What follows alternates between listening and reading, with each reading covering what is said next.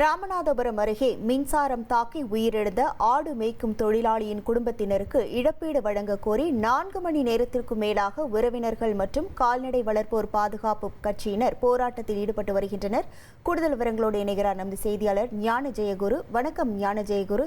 தற்போது போராட்டத்தில் ஈடுபட்டு வரக்கூடியவர்களிடம் ஏதேனும் பேச்சுவார்த்தை நடத்தப்பட வாய்ப்புகள் இருக்கிறதா? எவ்வளவு பேர் இந்த போராட்டத்தில் ஈடுபட்டு வருகிறார்கள்? முழு விவரங்கள்.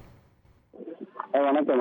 ராமநாதபுரம் மாவட்டம் முழுவத்தூர் அருகே கிருஷ்ணாபுரம் கிராமத்தில் கடந்த 3 நாட்கள் முன்னால் ஆடு மேய்த்துக் கொண்டிருக்கும் கூலி தொழிலாளி சுத்தரை செல்வன் 50 வயதானவர் தனது மகன் முன்னே சென்று ஆடு மேய்த்துக் கொண்டிருக்கும் போது எதிர்பாராத விதமாக மின்சார கம்பியை மேல் நீத்ததால் அவர் மேல் மின்சாரம் பாய்ந்ததை இதை தடுக்க சென்ற சித்திரைவேல் என்பவர் அதன் மேலே விழுந்து தன்னுடைய உயிரிழக்கும் தன்மை ஏற்பட்டது. இதை கடந்த 3 நாட்களாக பலகட்ட பேச்சுவார்த்தைகளை நடத்தி இழப்பீடு வழங்க கோரி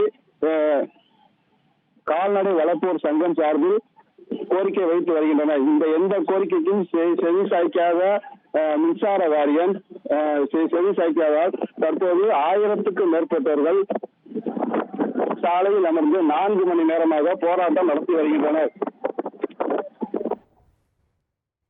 உங்கள் விவரங்களுக்கு நன்றி ஞான ஜெயகுரு.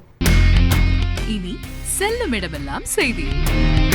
தந்தை டிவியின் வாட்ஸ்அப் சேனலை ஃபாலோ பண்ணினா செல்ல இருக்கும் இடமெல்லாம் செய்தி. இதோ QR கோட் இப்பவே ஸ்கேன் பண்ணுங்க, ஃபாலோ பண்ணுங்க.